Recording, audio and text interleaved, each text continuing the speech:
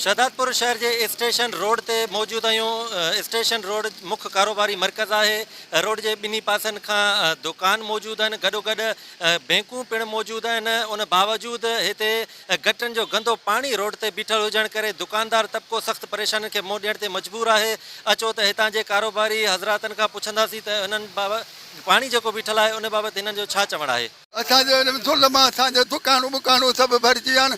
ग़रीब मिसकिन केॾांहुं वञूं, मज़दूर माण्हू कहिड़े पासे कयूं। असांजा दुकान सभु पाणीअ सां ॿुॾी विया आहिनि। उहो केरु आहे कोन असांजो चवण वारो, न को करण वारो केरु। केॾांहुं वञूं हाणे? हा, धप ॾाढो आहे।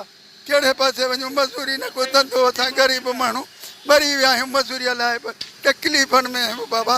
इधर पानी खड़ा हुआ है, हर हफ्ते पानी खड़ा हुआ है, कोई ना आ जा सकता है। हमारी दुकानें जो है ना कोई ग्राहक चढ़ता है दुकान के ऊपर, ना कोई आता जाता है। किराया 15,000 20,000 कहाँ से दें?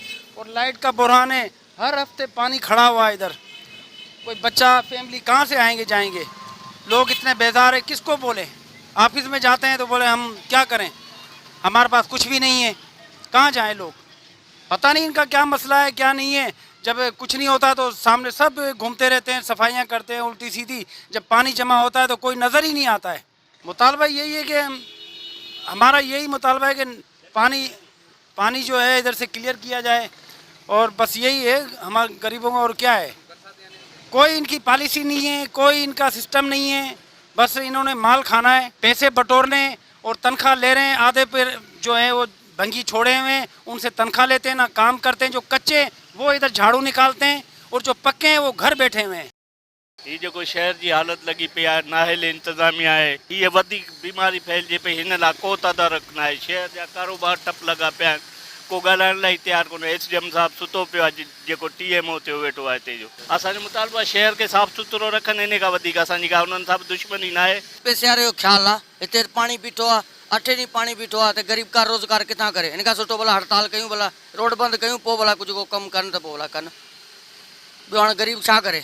हिते बाबा जेको अचे थो चए थो बसि हाणे बसि हा हा बाबा हा, रुगो हाहाकार लॻी पई आहे, बाक़ी करे को बि कोन्हे। हिते 8 ॾींहं पाणी बीठो आहे। कल गाड़ी परेशान हो, कल गाड़ी पानी पीठो आहे, सॼी राति धंधा ई कोन्हनि। ही डप असांजे मथे में सूर जा बीमार थी विया आहियूं, ऐं सॼी पब्लिक अचण वञण रस्ता बंदि आहिनि।